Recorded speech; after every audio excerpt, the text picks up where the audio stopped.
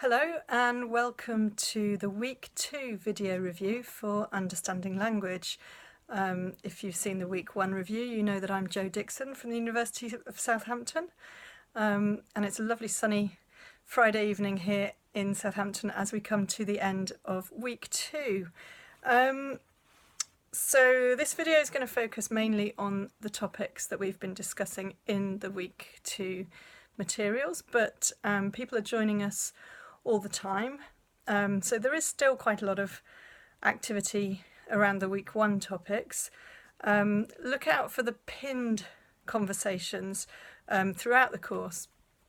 Pinned discussions are ones that are pinned to the top of the list of comments so that they're easy to find, and the mentors do this either because we spot a comment or a question that we think is particularly deserving of some attention because it's interesting, or sometimes by the time we spot them, they've already received quite a lot of attention and generated some discussion.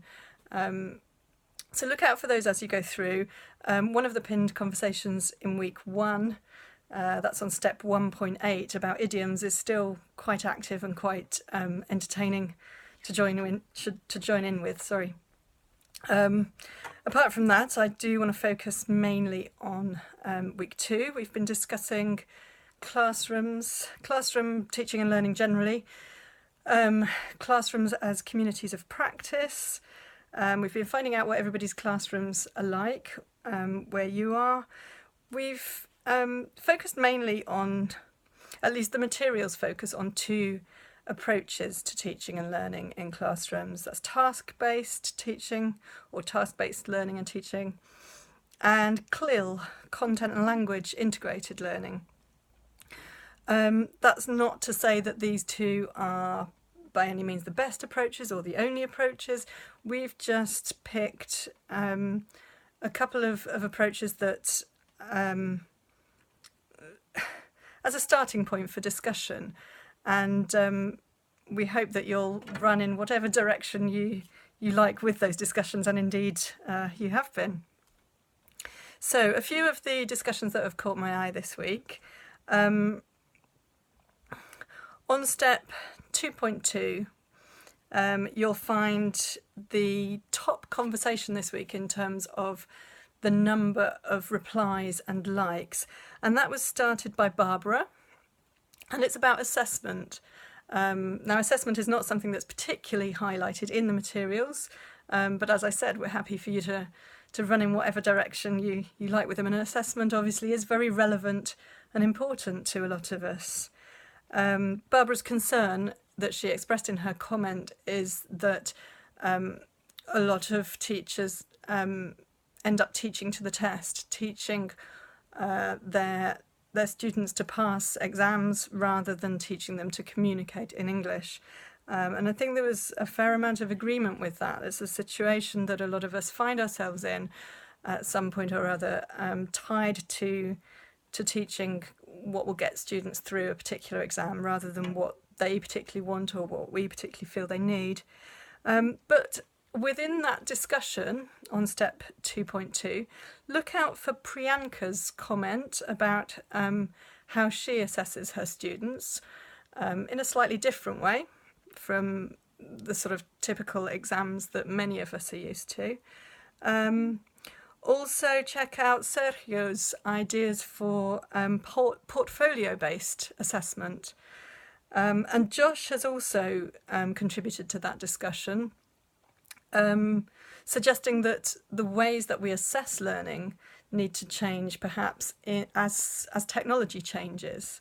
Perhaps in fact they already are changing. So interesting perspectives there, and perhaps interesting to add your views if you have experience or thoughts on assessment. On step 2.3, Ivna is unhappy about the lack of cooperation amongst her students. She feels that they see each other too much as competitors, and that's obviously not always what you want in a classroom. If you're trying to foster peer support and a sort of helpful cooperative atmosphere for learning. And Josh has linked that thread back to the comments about assessment, because perhaps it's the way that we're always assessing individual performance and focusing on that contributes to this problem. Also on step 2.3, Victoria mentions the importance of taking into account students' backgrounds and expectations. Not everybody agrees.